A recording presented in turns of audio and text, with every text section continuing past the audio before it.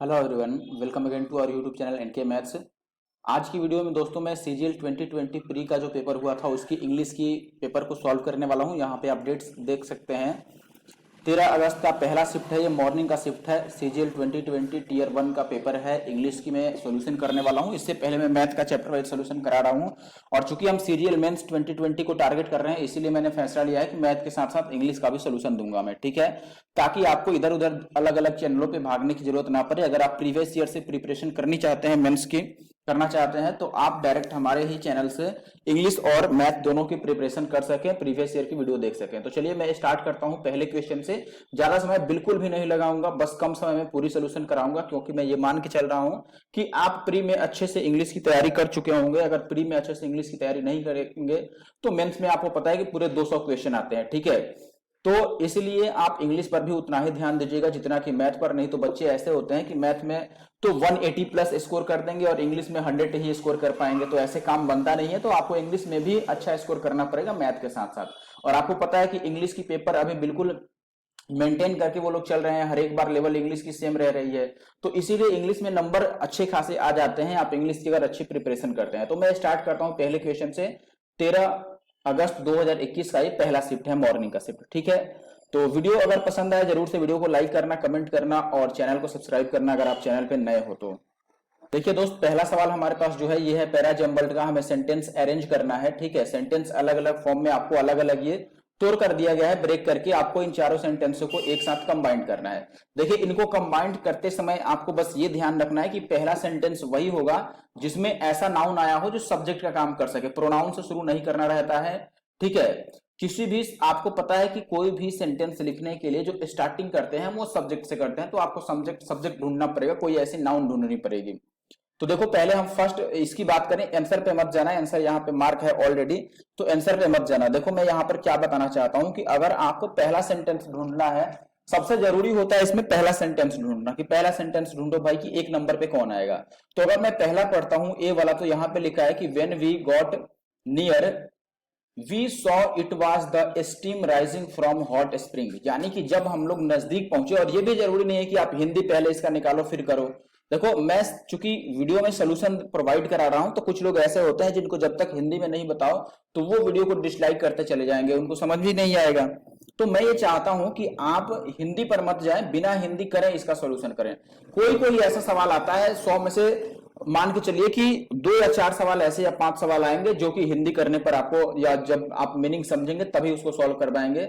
वरना बाकी सब आप इंग्लिश टू इंग्लिश ही सोल्यूशन कर सकते हैं, उसको हिंदी में समझने की जरूरत नहीं है। अब जैसे यहां पे क्या कह रहा था, यहां पे बोल रहा था दोस्तों कि जब हम लोग नजदीक गए तो हमने देखा कि स्टीम यानी कि भाप निकल रहा था, ठीक है, हॉट स्प्रिंग से। अब यहां पर एक बात बताइए, सबसे पहले जब मैंने यही देखा कि we got near we saw it, अब जब हम नजदीक गए, भाई किसके नजदीक गए, वी सॉ इट। अब ये जो इट लगा है, बताओ ये इट किसके लिए आया है, ये इट किसी ना किसी को रिप्रेजेंट करेगा। अब इट किसके लिए आया है ये हमें नहीं पता है, इसका मतलब कि ए से हम सेंटेंस को स्टार्ट नहीं कर सकते। और जैसे हम ये समझे कि ए से स्टार्ट नहीं कर सकते, तो ऑप्शन ए और ऑप्शन बी तो गया। अब बी वाला देखो, ये कह रहा है कि we saw in the distance a great column of smoke, यानी कि हमने कुछ दूरी पर देखा कि काफी जो एक अधिक डिस्टेंस में, या आप समझ लो कि धुआं कहीं से निकल रहा था, धुआं उठ रहा था, एक लंबा सा कॉल्यूम उसका, ठीक है। तो ये कह रहा है कि we wondered if it came from a chimney or a burning house, यानी कि ये लोग गए देखने के लिए भाई कि वो कहीं घर तो नहीं जल रहा है या किसी चिमनी से तो नहीं निकल रहा है। We thought of taking a bath in the hot water, फिर हमने सोचा भाई कि हॉट वाटर में क्या कर लें, हम नहा लें। अब यहां पर समझने वाली बात यह है कि हमारे पास 2 ऑप्शन मौजूद हैं और दोनों ही बी से शुरू हो रहे हैं, तो हम ये बात तो समझ ही गए कि बी से शुरू होने वाला है, ठीक है। अगर इसमें कोई और भी एक रहता, जैसे कोई सी से शुरू रहता, तो हम डायरेक्ट सी वाले को काट कर और बी वाले से शुरू कर लेते। क्यों? क्योंकि देखो, बी वाला जो है, यहां पर बी में दिया है अ ग्रेट कॉल्यूम। अ ग्रेट कॉल्यूम का मतलब क्या है, ये वो नाउन है जो सब्जेक्ट का काम कर रहा है और इसी के लिए इट लगा है, बात समझ रहे हैं। अब यहां पर मेन मुद्दा यह है कि बी के बाद सी को लाएं। तो अब देखो, यहां पर फायदा हमारे पास यह है कि दोनों ही ऑप्शन में बी और सी से शुरू हो रहा है, तो हमें बी सी में झंझट ही नहीं है। हमें यह देखना है भाई कि सी के बाद ए को लाएं या सी के बाद डी को लाएं। तो आप सी वाले और ए वाले और डी वाले पर ध्यान दें कि सी के बाद हमें ए लाना है या सी के बाद डी लाना है। बात समझ रहे हैं? तो देखो अगर मैं ए वाले की बात करता हूं, हमें ए डी और सी में अभी फर्क ढूंढना है भैया कि ए सी और डी में हमें किसे लाना है। अब एक बात बताओ मुझे कि सी तक तो ठीक है, सी के बाद किसको लाना है? तो सी पढ़ लेते हैं, we wondered if it came, यानी कि ये लोग गए देखने के लिए कि कहां से वो आ रहा है। अब ए में देखो कह रहा है कि व्हेन वी गॉट नियर, यानी कि जब हम नजदीक पहुंचे। तो बताओ ये तो साफ साफ दिख रहा है ना कि जब यहां पर सी में क्या कह रहा था कि हम गए उसकी तरफ देखने के लिए कि जो धुआं है वो कहां से आ रहा है। और ए में कह रहा है कि जब हम नजदीक पहुंचे तो हमने देखा कि भाई वो स्टीम जो है वो एक हॉट स्प्रिंग से निकल रहा है। तो सीधी सी बात है कि सी के बाद ए ही आएगा, और जब सी के बाद ए आएगा तो सी के बाद ए किस में है? ऑप्शन सी में है। बस खेल खत्म, इतना ही बात था इसमें। और ये करने में कितना टाइम लगेगा आपको? वहां पर ये चीज ढूंढने में आपको सेकेंडों में ये बात ढूंढनी पड़ेगी। और हमेशा ऐसा नहीं होता है, ज्यादातर केसेज में ऐसे ही होते हैं। जैसे आपको पता है कि इसमें कि मान लो 20 सवाल अगर आने हैं मेंस में, तो 20 में से आप मान के चलो 15 सवाल तो ऐसे आएंगे जिसमें कि किसी एक ही ऑप्शन में फर्स्ट रहेगा। जैसे मान लो हमने ये कह दिया कि भैया पहला ऑप्शन है हमारे पास ए बी सी डी, दूसरा ऑप्शन है डी बी सी ए, और तीसरा ऑप्शन है सी ए, ये सी है, सी ए बी डी, और चौथा ऑप्शन जो है वो मान लो बी ए और डी सी है। अब हमने जैसे ये पकड़ लिया कि नहीं सेंटेंस तो भाई डी से ही स्टार्ट हो सकता है, ए से, सी से और बी से तो स्टार्ट ही नहीं होगा। तो ऐसे कंडीशन में एक ही ऑप्शन आपका बचता है, वो सही उत्तर हो जाता है, तो ज्यादा दिमाग नहीं चलाना पड़ता है।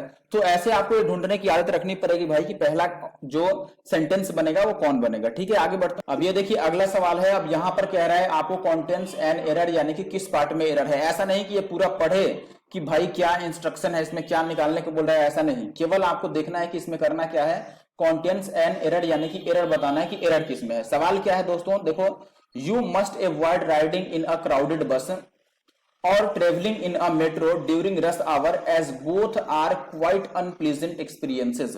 यानी कि ये कह रहा है कि हमें भाई अवॉइड करना चाहिए कैसे बस में जाने से और कैसे मेट्रो में जाने से, जब भीड़ बहुत ज्यादा हो, क्योंकि ऐसे में दोनों ही कंडीशन में जो एक्सपीरियंस होता है वो काफी अनप्लीजेंट होता है, असुविधाजनक होता है।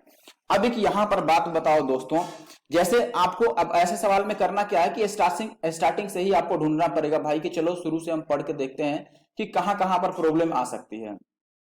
ठीक है, अब देखो जैसे मैं यहां पर आपको बताऊं, एक मिनट, आ गया पेन आ गया। तो मैं यहां पे ये कह रहा है you must avoid riding in a crowded बस। यू के साथ मस्ट तो आ ही सकता है। और देखो मस्ट क्या है, मस्ट है दोस्तों हमारा मॉडल, और मॉडल वर्ब के साथ हमेशा V1 आता है, तो अवॉइड V1 है ही यहां पर। अब यहां पर देखो, यहां पर आगे आप देखोगे क्राउडेड बस और travelling in a metro during rush hour, यानी कि भीड़ भाड़ के टाइम के समय, एज बोथ। अब यहां पर बोथ लगा है तो एक्सपीरियंस में एस लगेगा ही लगेगा, एक्सपीरियंसेस, क्योंकि दो जगहों की या दो सिचुएशंस की बात हो रही है। दिक्कत कहां पर है, दिक्कत है इस क्वाइट में। यहां पर क्वाइट का मीनिंग क्या आ रहा है, यहां पर क्वाइट का मीनिंग आ रहा है कि दोनों ही कंडीशन में बहुत ज्यादा असुविधा होता है। ठीक है, दोनों ही एक्सपीरियंस बहुत ही ज्यादा असुविधाजनक होता है। ठीक है, तो यहां पर जो क्वाइट है ये बहुत ज्यादा के लिए यूज किया जा रहा है, और बहुत ज्यादा के लिए क्वाइट ये स्पेलिंग नहीं देता है। वहां पर जो क्वाइट होगा वो QUITE होगा। इस क्वाइट का मतलब होता है एक्सट्रीमली। ठीक है, एक्सट्रीमली कह लो आप, या इसका मतलब कंप्लीटली भी आप कह सकते हो। ठीक है, पेन चल नहीं रहा है उतना अच्छा से। ठीक है, कंप्लीटली कह लो आप, या एक्सट्रीमली कह लो, या फिर बहुत ज्यादा कह लो। तो यहां पर ये वाला क्वाइट होना चाहिए। ये जो क्वाइट यहां पे लिखा गया है QUIET जो लिखा गया है, इस क्वाइट का मतलब होता है शांत। कीप क्वाइट, आपने सुना होगा कीप क्वाइट, यानी कि शांत रहिए। तो यहां पर क्वाइट का मीनिंग शांत आ रहा है। बताओ दोनों में शांत आपको असुविधाजनक होगा या बहुत ज्यादा असुविधाजनक एक्सपीरियंस होगा? तो बहुत ज्यादा के लिए हमें अधिक के लिए किसका इस्तेमाल करना है, क्वाइट का, QUITE, ये इसका आंसर है। अगला सवाल देखिए, सिनोनिम बताना है किसका दोस्तों, जेनेरिक का। जेनेरिक का मतलब क्या होता है, जेनेरिक जनरल जैसा आपको रिलेट कर पाएंगे जनरल से। जनरल का मतलब जो सबके लिए हो, सामान्य। जेनेरिक मतलब क्या होता है, सामान्य। जैसे कोई ग्रुप है तो जो ग्रुप में सबके लिए कोई कॉमन चिन्ह बना देना, या कुछ भी कॉमन ऐसा क्वालिटी जो ग्रुप के सभी लोगों के लिए हो। या कोई स्पेशल आप स्पीसीज ले लें, जैसे मान लीजिए मानव जाति ले लें, तो हम कह देंगे कि हर एक मानव के सर पे बाल होता है भाई, 2 पैर और 2 हाथ होते हैं, तो ये जेनेरिक हो गया। ठीक है, जो जनरेशन टू जनरेशन चले और एक जनरेशन में सबके लिए कॉमन हो, तो यहां पर ये मतलब बनता है जेनेरिक का। और इसका सिनोनिम बताना है, तो जेनेरिक मतलब सामान्य है सबके लिए, तो ऐसा सिनोनिम कौन बनेगा? देखो स्पेसिफिक मतलब तो होता है स्पेशल, तो ये होगा नहीं, प्रिसाइज तो होगा नहीं, और डेफिनेट आपको पता है डेफिनेट यानी कि निश्चित, ये भी नहीं होना है, तो ये अपना आंसर हो गया। और ऐसे भी यूनिवर्सल का मतलब आपको पता है, यूनिवर्सल का मतलब सार्वत्रिक सबके लिए, ठीक है। आगे बढ़ता हूं और अगले सवाल, अगला सवाल देखो, फिल इन द ब्लैंक्स है। Work and domestic dash dash made Kajal short tempered. Short tempered का मतलब कुछ समय के लिए, टेम्पर्ड यानी कि गुस्सा हो जाना, कुछ समय के लिए काजल को गुस्सा होना पड़ा, किस कारण से भाई बताओ? वर्क और डोमेस्टिक का, वर्क का क्या होता है बताओ? वर्क का प्रेशर होगा या फिर ग्रेविटी होगा या वेट होगा या फोर्स होगा? ये सारे तो फोर्स, ग्रेविटी और वेट, ये सारे तो फिजिक्स के टर्म आ गए। बताओ वर्क और डोमेस्टिक जो है यहां पर, उसका प्रेशर होगा ना, उसके दिमाग पर प्रेशर होगा, काजल के दिमाग पर, जिससे वो शॉर्ट टेम्पर्ड हो गई। तो यहां पर ये साफ साफ दिख रहा है कि प्रेशर अपना सही उत्तर है, ये ग्रेविटी वगैरह तो होगा ही नहीं किसी भी कीमत पर, ये पढ़ने से ही पता चल। अगला सवाल है ईडियम है, यहां पर ईडियम का मीनिंग बताना है। Raise the bar, raise the bar, bar समझते हैं आप, जैसे बार का मतलब वो भी होता है जो बीच में बाधा होती है, ठीक है, हिंड्रेंस जिसे हम बोलते हैं। अब देखो यहां पे ये आपने हाई जंप वाली चीज देखी होगी, ऐसी होती है और बीच में ये लगा होता है लकड़ी या फिर डंडा, जिसे जंप करना रहता है, जंप करके उधर जाना रहता है। अब रेज करना मतलब इसको उठाना, आप यहां से रिलेट कर सकते हैं, इसको ऊपर उठाना। ऊपर उठाना का मतलब आप अपने टारगेट को क्या कर रहे हैं, और हाई कर रहे हैं, ठीक है, और ऊपर कर रहे हैं, यानी टारगेट को और मुश्किल बना रहे हैं। तो यहां पर कुछ ऐसा इसका मीनिंग निकलेगा। रेज द बार का मतलब है टू सेट हायर गोल्स, यानी कि आपने अपना जो गोल सेट किया है, जो लक्ष्य सेट किया है, उसको और हायर सेट करना और मुश्किल बनाना, ठीक है। तो विन अ कंपटीशन या रेज द प्राइस ये नहीं होगा, रेज द प्राइस तो कतई नहीं होगा, और ग्रो टॉलर ये भी नहीं होगा, ठीक है। आगे बढ़ते हैं अब और अगले सवाल पर आते हैं। सवाल है वन वर्ड सब्स्टिट्यूशन का, आपको इस पूरे सेंटेंस के बदले में कोई एक वर्ड बताना है। सेंटेंस है हर्ड ऑफ और फ्लॉक, फ्लॉक मतलब क्या होता है? झुंड, ठीक है। A flock of animals being driven in a body, यानी कि एक साथ में, एक झुंड में चलने वाले जो जानवर होते हैं, उनके समूह को हम क्या बोलते हैं दोस्तों? उनको बोलते हैं ड्रोव। ऐसे जानवरों का समूह जो एक साथ चलता है, जैसे हाथियों का समूह हो गया, एक साथ चलता है, तो उसको हम क्या बोलेंगे? ड्रोव बोलेंगे। क्लस्टर क्या होता है? क्लस्टर और क्राउड लगभग एक ही बात है, क्लस्टर और क्राउड दोनों ही लोगों की भीड़ को बोलते हैं, ठीक है। थ्रोंग भी भीड़ ही होती है, ये सारे भीड़ ही है, इनका मतलब झुंड। अब देखो यहां पर जानवरों के लिए स्पेशली जो इस्तेमाल होता है वो होता है ड्रोव। आप क्राउड नहीं कह सकते हैं जानवरों के लिए, ना ही क्लस्टर कह सकते हैं। क्लस्टर एक जैसे, जैसे एक जैसे लोगों का झुंड हो गया, थ्रोंग भी झुंडी होता है, ये बात आपको याद रखनी है, ठीक है। थ्रोंग मतलब भी भीड़ होता है। भीड़ के लिए और शब्द क्या आता है? जैसे और आता है मॉब, मॉब मतलब भी क्या होता है? भीड़ होता है। आगे बढ़ते हैं अब, वापिस से हमें एरर का सवाल आ गया है। Had you not reached in time we will lost our lips. आपने कभी ना कभी ये इफ का केस कंडीशनल सेंटेंस वाला जरूर पढ़ा होगा, कि यदि इफ के बाद कभी हैड आता है, तो जो अगला सेंटेंस आता है उसमें हम किसका इस्तेमाल करते हैं दोस्तों? उसमें इस्तेमाल करते हैं हम वुड हैव का। ये आपने जरूर पढ़ा होगा कि हैड के बाद वुड हैव का इस्तेमाल होता है यदि इफ से शुरू हुआ हो। और इसके साथ ही साथ आपने इन्वर्जन का भी केस जरूर कभी ना कभी पढ़ा होगा। एक्चुअली में मैं इन्वर्जन लिखना चाहता था, ठीक है। इन्वर्जन का केस क्या होता है कि इफ को हटा करके, जो इफ होता है दोस्त, इसको हटा दो और इसके बदले में पहले हेल्पिंग वर्ब ला दो, हैड को ला दो। जैसे यहां पर ये इन्वर्जन का ही केस है।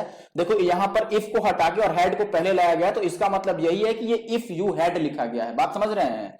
शुरू में हैड लगा है, तो ये एक्चुअली में इफ यू हैड लिखा गया है। तो अगर यहां पे हैड है, तो आगे यहां पर विल के जगह पर क्या इस्तेमाल होना चाहिए था? वुड इस्तेमाल होना चाहिए था, ठीक है। WOULD, वुड सही होगा। तो हमारा जो एरर है वो पार्ट डी में है, यहां पर हमें ये लगाएंगे वी विल हैव। एक और तरीका है पकड़ने का, आपने ये पढ़ा होगा कि पास्ट टेंस से अगर सेंटेंस शुरू होता है तो आगे भी हमें पास्ट ही लिखना चाहिए। बात समझ में आ रहा है? ये आपने पढ़ा होगा कि पास्ट के बाद पास्ट ही आता है। जो सेंटेंस का अरेंजमेंट होता है टेंस में, आपने पढ़ा होगा कि कौन से टेंस के बाद कौन सा टेंस आ सकता है, ऑर्डर ऑफ टेंसेज। तो आपने पढ़ा होगा कि पास्ट टेंस के बाद पास्ट ही आता है। ऐसे भी आप देख सकते थे कि हैड जो है ये पास्ट को डिनोट कर रहा है, तो विल जो फ्यूचर को डिनोट कर रहा है, इसे हमें हटाना पड़ेगा और यहां पास्ट बनाना पड़ेगा। तो विल का जो पास्ट होगा वो क्या होगा? वुड ही होगा, ठीक है। आई थिंक आप बात समझ रहे होंगे। आगे बढ़ते हैं। सवाल देखिए, यहां पे आपको ईडियम दिया गया है, again bang for the buck. Bank for the buck, buck किससे रिलेटेड है? बक जो है ये रिलेटेड है मनी से, ये हमेशा याद रखिएगा, ठीक है। और बैंक का मतलब क्या होता है? विस्फोट, एक्सप्लोड होना या फिर अचानक से बढ़ जाना, बहुत ज्यादा इंक्रीज हो जाना किसी चीज में। बैंग बैंग आपने मूवी देखी होगी, बैंग मतलब विस्फोट होना, किसी भी चीज में अचानक से वृद्धि हो जाना। तो यहां पर बैंक फॉर द बक का मतलब पूछ रहा है डैश अगेंस्ट समथिंग या फिर मोर वैल्यू फॉर मनी या फिर लेस वैल्यू फॉर मनी या अ सॉरोफुल हार्ट। देखो ये सब तो होगा नहीं, क्योंकि जैसे मैंने बताया बक का रिलेशन मनी से है, तो मनी वाला आंसर होना चाहिए, जैसे कि ऑप्शन 2 में भी मनी है और ऑप्शन 3 में भी है। लेकिन बैंक का मतलब मैंने बताया अचानक से बढ़ना, तो इसका जो सही उत्तर है वो होगा बी, यानी कि दूसरा वाला, मोर वैल्यू फॉर मनी।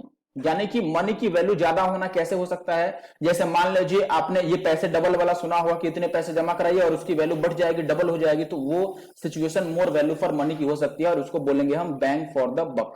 यानी कि अचानक से जो आपके पास पैसा है उसकी कीमत उतने पैसे से ज्यादा हो जाना। ठीक है, अगला सवाल देखिए, एंटोनिम बताना है। एंटोनिम का मतलब उल्टा बताना है। ग्रेजुअल, ग्रेजुअली आपने सुना होगा कभी ना कभी दोस्तों। ग्रेजुअली का मतलब क्या होता है दोस्तों, ग्रेजुअली का मतलब होता है धीरे धीरे। ठीक है, स्लोली, धीरे धीरे। अब बताओ धीरे धीरे का उल्टा क्या होगा भाई, रेगुलर होगा?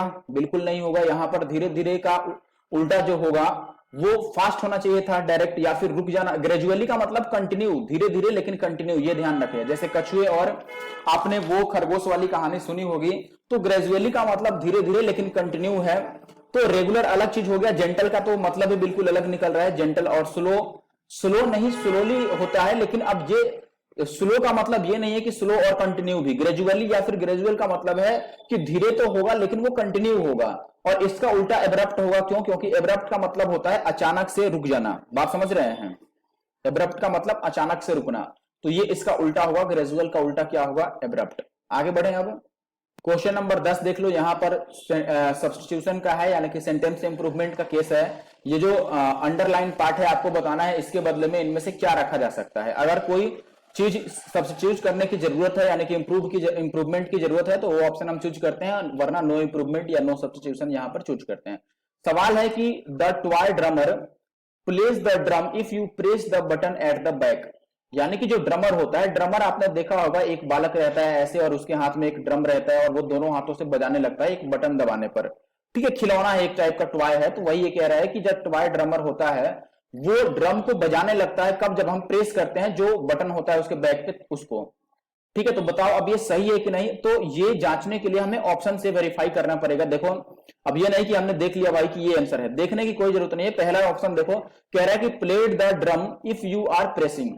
अब बताओ प्लेड क्या है यहां पर?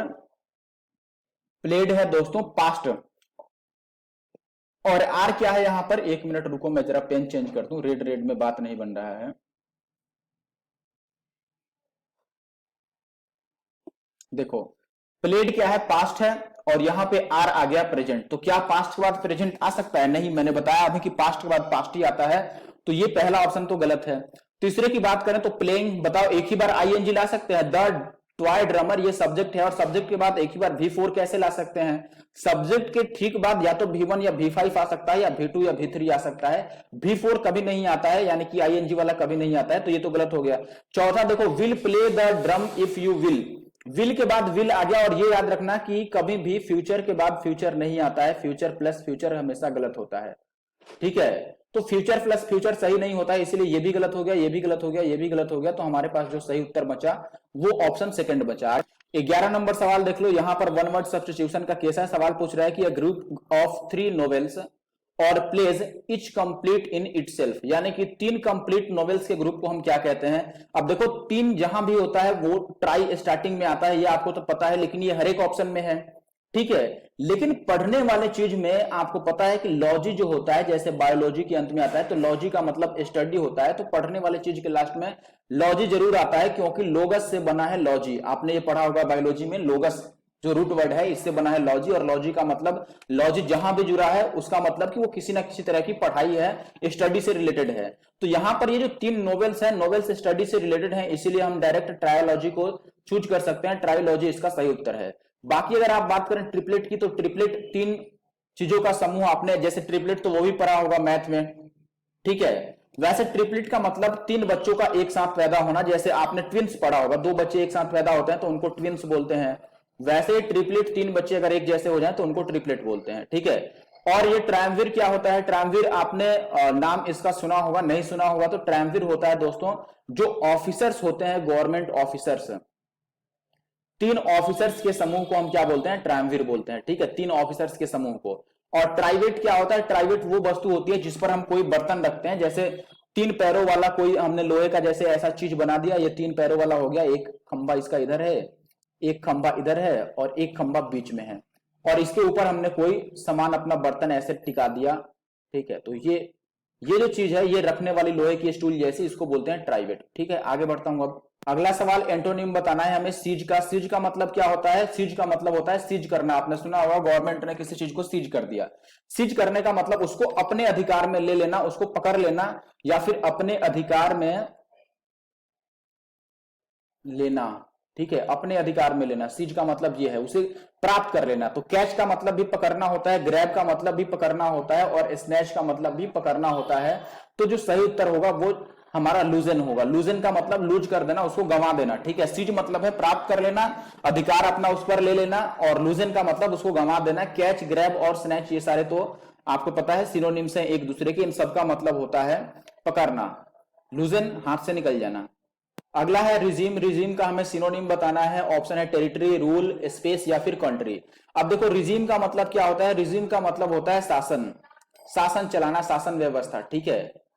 जो रूलिंग समझते हैं ना आपने, रूलिंग पार्टी यानी कि शासन करने वाली पार्टी, ठीक है। तो यहां पर रिजीम का मतलब है शासन, और रूल मतलब भी शासन होता है, आपने पढ़ा होगा। जैसे रूलिंग पार्टी होती है, रूलिंग पार्टी किसको बोलते हैं हम? जिसके पास सत्ता है, ठीक है, जो अभी शासन चला रही है देश में, उसको रूलिंग पार्टी बोलते हैं। तो रूल भी शासन से रिलेटेड है और रिजीम भी शासन से रिलेटेड है, इसीलिए ये सही उत्तर है। टेरिटरी आपको पता है, टेरिटरी मतलब प्रदेश हो गया, जैसे केंद्र शासित प्रदेश आपने सुना होगा यूनियन टेरिटरी। और स्पेस तो आप जानते हैं अंतरिक्ष, कंट्री मतलब देश। अगला सवाल फिर से आ गया सेंटेंस अरेंजमेंट वाला। तो देखो यहां पे हम वैसे ही सब्जेक्ट ढूंढने की कोशिश करेंगे। जैसे पहला है कि बट द ईगल। अब देखो द लगा ईगल के पहले, इसका मतलब कि कोई ईगल है, लेकिन कौन ईगल है? इस ईगल की चर्चा पहले नहीं की गई है। तो जब तक पहले किसी चीज की चर्चा नहीं की गई हो, उसके पहले द कैसे लगा सकते हैं? द किसी डिफिनिट नाउन के पहले लगता है ना, द जो है वो डिफिनिट आर्टिकल है। तो किस ईगल की बात कर रहे हैं ये हमें नहीं पता है, और बट से वैसे भी हम शुरू नहीं कर सकते, यानी कि ए से तो शुरू नहीं होगा, खेल खत्म है ए वाले का। आगे पढ़ते हैं। इन wrath gave the beetle a flap of his wing and straight away seized upon the hare and devoured him। ये कह रहा है पहले में कि ईगल ने क्या किया कि अपना जो पंख है उससे मारा फ्लैप बीटल को। बीटल बोलते हैं भृंग को, ठीक है, काला भृंग जो इतना बड़ा सा होता है। तो उसको इसने अपने पंख से मारा और वो दूर चला गया यहां से। और फिर इसके बाद सीज्ड अपॉन, देखो सीज का मतलब अभी मैंने बोला था अधिकार करना, तो ये किस पर अधिकार कर लिया? हेयर पर, ठीक है। हेयर क्या होता है? छोटा खरगोश, खरगोश का बच्चा। और उसको क्या कर दिया? डिवोर्ड मतलब खा गया उसको, ठीक है, नष्ट कर देना, खा जाना, तो उसको खा गया। अब बताओ द हेयर का मतलब कौन सा हेयर है? ये भी हमें नहीं पता है, किस खरगोश की बात कर रहा है, ठीक है। द बीटल, कौन सी बीटल, ये भी पता नहीं है। ये सारे में द लगा है, यानी कि ए से शुरू नहीं होगा। बी की बात करें तो बी भी शुरू हो रहा है द से। देखो द बीटल, बी भी द बीटल से शुरू हो रहा है। The beetle therefore interacted with the eagle, beginning of him not to kill the poor suppliant and please with him not to kill so small an animal। यानी कि beetle क्या कर गया? बीच में चला गया भाई। इंटरसीड करने का मतलब क्या है? देखो यहाँ पे इंटरसीड एक शब्द आया है। इंटरसीड का मतलब है, इंटरसीडेड है यहाँ पर एक्चुअली में, तो इसका मतलब है दो लोगों के बीच में संधि बैठाना, ठीक है, मध्यस्थता करना। तो बीटल कहां जाकर के किससे? भाई ईगल से, कि इसे मत खाओ, ये छोटा एक एनिमल है, इसको खा के कोई फायदा नहीं होने वाला है। और तीसरा कह रहा है see when the eagle flu. देखो जहां भी द आ गया तो समझ जाओ कि भाई द से तो शुरू होने वाला नहीं है, व्हेन से भी नहीं शुरू हो सकता है। When the eagle flu away, यानी कि जब ईगल वहां से दूर उड़कर दूर जाने लगा, तो बीटल भी, the beetle flew after him, यानी कि बीटल भी उसके पीछे पीछे उड़ के जाने लगा। To learn where his nest was, ये देखने के लिए कि किधर उसका घोंसला है। अब बताओ ये उड़कर जाने वाला बात कब आएगा? सबसे बाद में आएगा ना, पहले ये पढ़ लेते हैं। देखो ए हेयर, ये ए से शुरू हो रहा है। ए हेयर मतलब एक खरगोश का बच्चा था। Being pursued by an eagle took himself for refuge and, sorry and नहीं है, to the nest of a beetle whom he begged to save him। यानी कि पीछे पड़ा था भाई एक ईगल एक हेयर के, तो वो हेयर भाग के कहां चला गया? एक बीटल के घोंसले में घुस गया और उससे मदद मांगने लगा कि भाई उसे बचा ले वो बीटल, ठीक है। तो बताओ ए हेयर से स्टार्ट हो रहा है, इसका मतलब सीधा बात है कि ए से ही, डी से ही स्टार्ट करेंगे।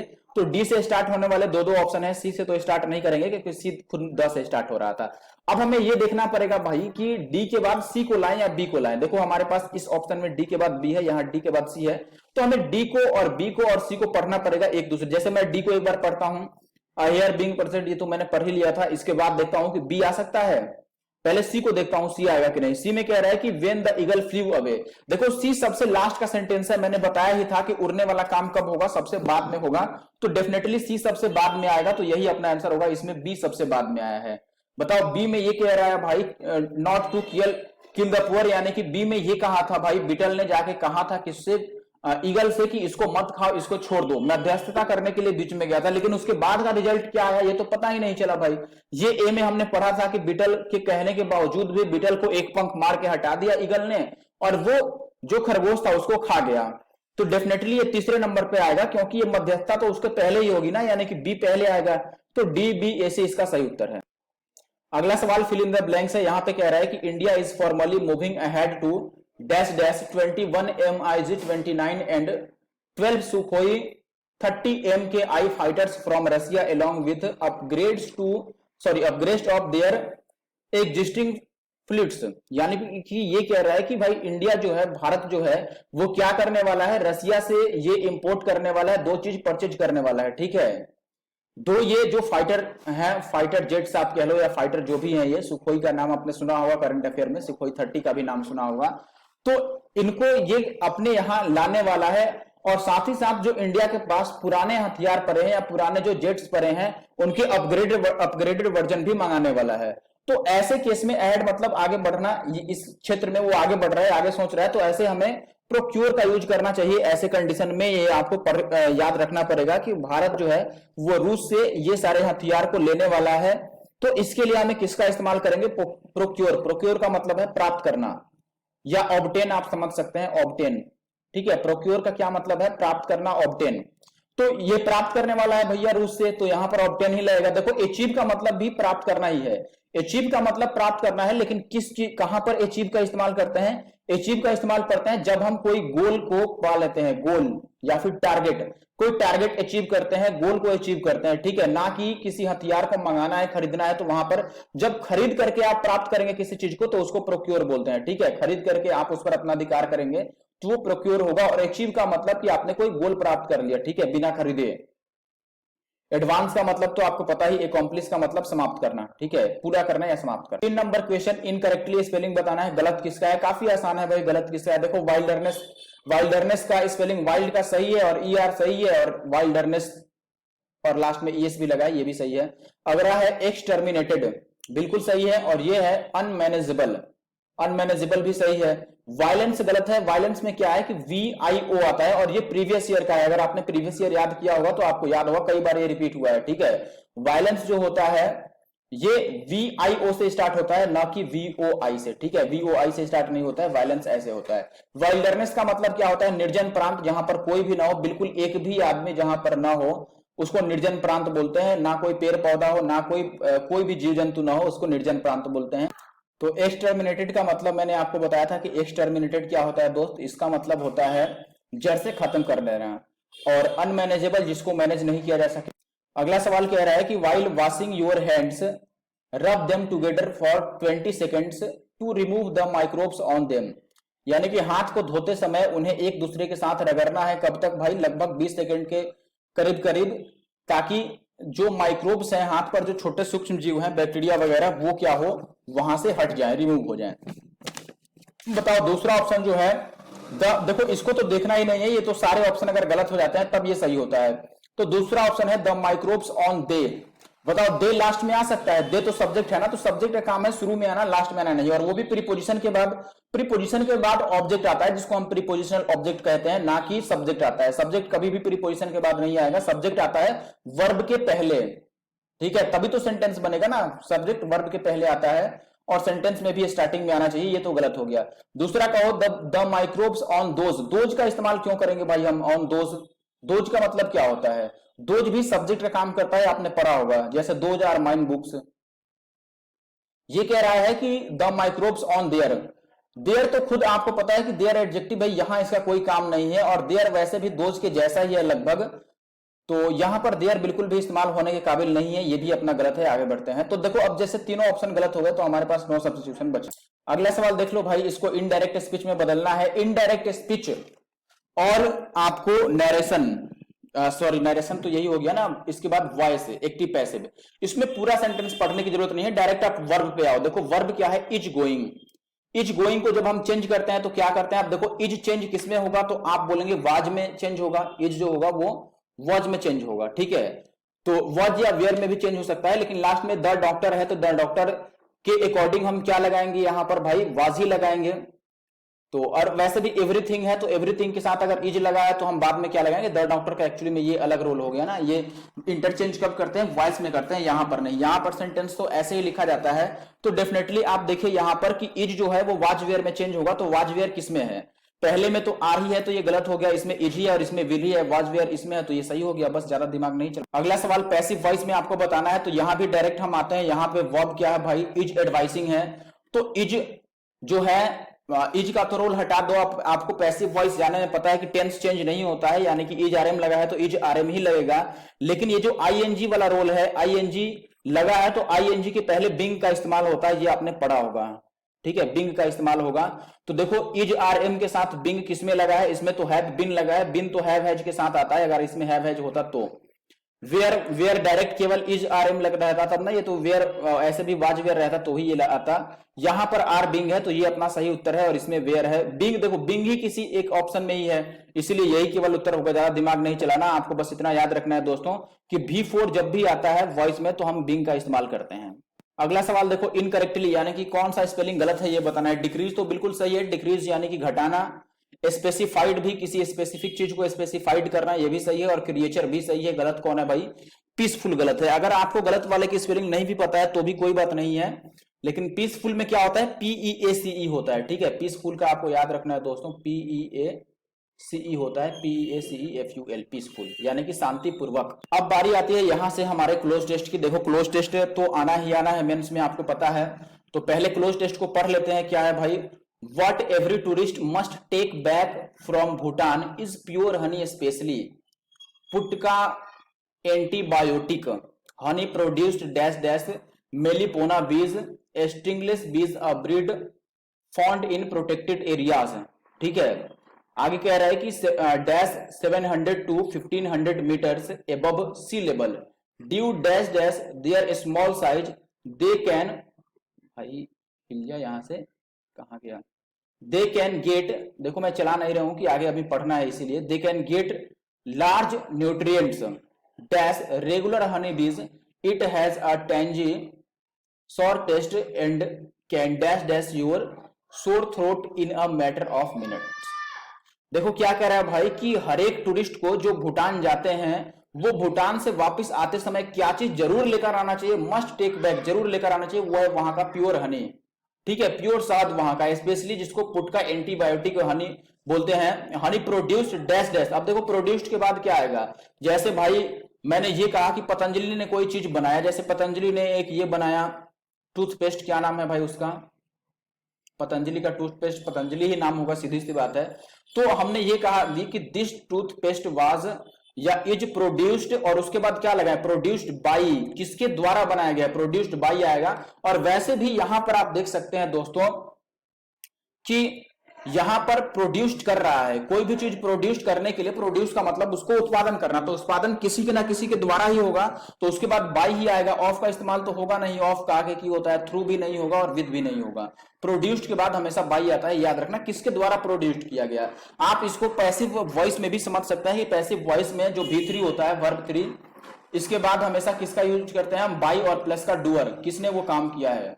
तो यहां पर वही रोल है, प्रोड्यूस्ड के बाद बाई और ड्यूअर यहां पर कि ये जो हनी प्रोड्यूस किया जाता है वो किसके द्वारा किया जाता है भाई, मेलिपोना बीज के द्वारा किया जाता है, मेलिपोना मधुमक्खियों के द्वारा किया जाता है। तो डेफिनेटली यहां पर बाई आएगा और उसके बाद आएगा डूअर यानी कि मेलिपोना बीज, किसके द्वारा ये काम किया जाता है। आगे देखो दूसरे ऑप्शन की अगर हम बात करें तो यहां पे कह रहा है कि बीज a breed found in protected areas dash dash 700 to 15 metres above sea level, यानी कि ये कहां पर पाए जाते हैं, 700 से 1500 मीटर सी लेवल से ऊपर, ठीक है।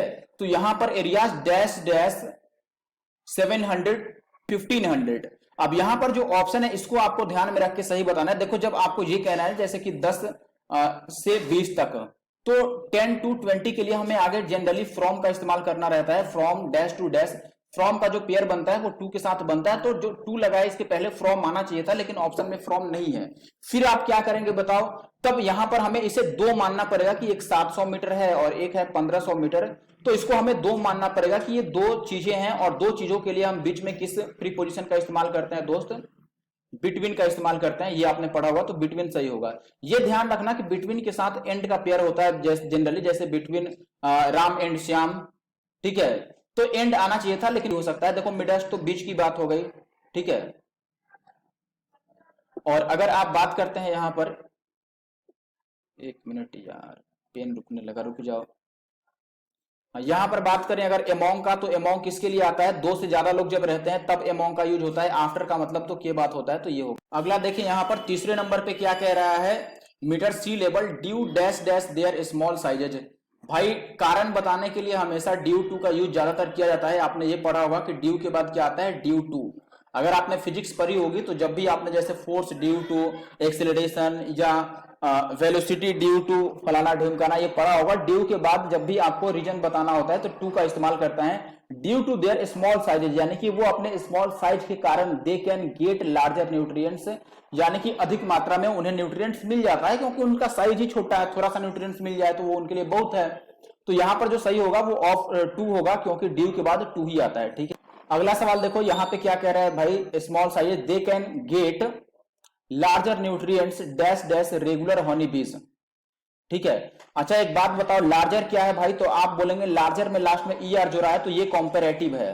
बात समझ रहे हैं कि नहीं, ये क्या है, कॉम्पेरेटिव है। और कॉम्पेरेटिव के बाद आपको पता है कि किसका इस्तेमाल होता है, इनमें से एंड का नहीं होता है, देन का भी नहीं होता है, देन का इस्तेमाल होता है कंपैरेटिव के बाद, थॉट का भी, इसका भी नहीं होगा, दाऊ का भी नहीं, ठीक है। तो लार्जर कंपैरेटिव डिग्री में था, इसीलिए उसके बाद देन आएगा, तो देन सही उत्तर है अपना। इसमें ज्यादा कुछ देखना नहीं है। पांचवा ऑप्शन भी पढ़ लेते हैं। यहीं पर कह रहा है कि इट हैज अ टेंजी या सोर taste and can dash dash your sore throat in a matter of minutes, ठीक है। अब ऑप्शन पे जरा यहां पे देखो, अंतिम सवाल में क्या है, हमें ये बताना था दोस्तों, टेंजी सोर taste and can dash dash your sore throat of a matter of minutes, यानी कि ये इसका स्वाद इतना कड़वा होता है, ऐसा होता है कि जब आप इसको निगलते हो तो आपके गले को ये कुछ मिनटों में ही आराम दे देता है। तो आराम देने के लिए कौन सा वर्ड इस्तेमाल होता है, सूथ, ठीक है। काम का मतलब शांत करना, पेसिफाई मतलब भी शांत करना, ठीक है। और अपीज का मतलब भी है शांत करना, बात समझिएगा, ठीक है। यहां पर जो अपीज है, अपीज का मतलब है कि डिमांड पूरा करके शांत करना। यानी कि मान लो कोई भाई डिमांड, कोई धरने पे बैठ गया कि हमें ये भाई चाहिए कि एसएससी सीजीएल की वैकेंसी बढ़े, और धरने पे बैठ गए, तो उनको शांत करने के लिए डिमांड पूरा करके शांत किया जाता है, उसको अपीज बोलते हैं। पेसिफाई मतलब शांत करना, मनाना, आप समझ सकते हैं। काम का मतलब भी शांत करना, और सूथ मतलब आराम मिलना, शांति मिलना, सूथ मतलब भी शांति है। तो ये अंतिम सवाल था। वीडियो कैसा लगा जरूर से कमेंट करके बताना, और मैथ की वीडियो के लिए वेट जरूर करना। Thank you for watching the video.